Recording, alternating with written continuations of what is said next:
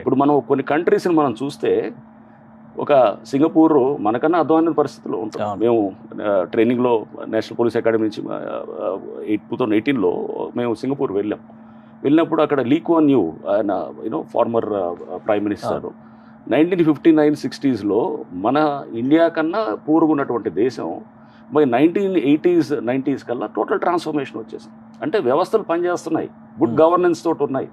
ఒక లీ కువాన్ యూ లాంటి అంటే అట్లాంటి వాళ్ళు మనకు ఒక రోల్ మోడల్గా తీసుకోవాలి. సిమిలర్గా ఒక డెంగ్ జియాపింగ్ లాంటి చైనాని ఇప్పుడు టోటల్గా ట్రాన్స్ఫర్ అయిపోయింది. ఇప్పుడు మీరు చూస్తే చైనా 1970sలో ఉన్న చైనా ఇప్పుడున్న చైనాని మీరు చూడండి, ఒక 40-50 ఏళ్లలో కంట్రీ అంతా ప్రోగ్రెస్ అయింది. సో అంటే మన దేశం మనం ఎందుకు చేసుకోకూడదు? పొలిటికల్ సిస్టమ్స్ బాగానే ఉన్నాయి, పనిచేసే వ్యవస్థలు కూడా పనిచేయాలి. పొలిటికల్ సిస్టమ్స్లో ప్రాబ్లం ఏం లేదు.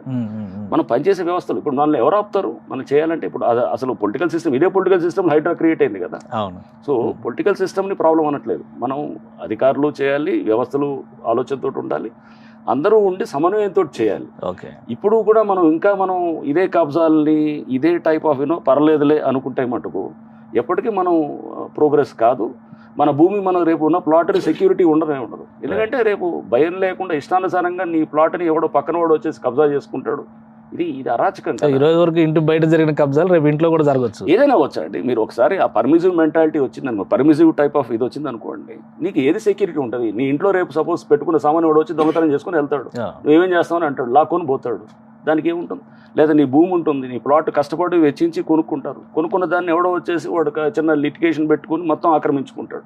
సో ఆక్రమించుకుంటే కనుక దానికి నీ భద్రత ఏంటి?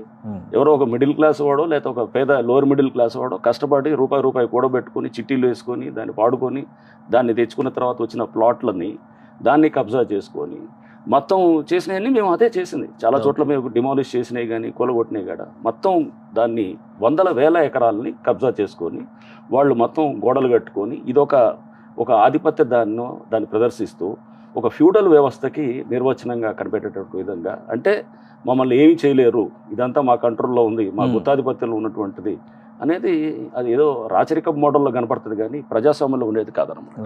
ఇవన్నిటికీ చెక్ పెట్టాలి. ఇంకా చెక్ పెట్టకపోతే ఇంకెన్ని రోజులు మనం చేస్తాం?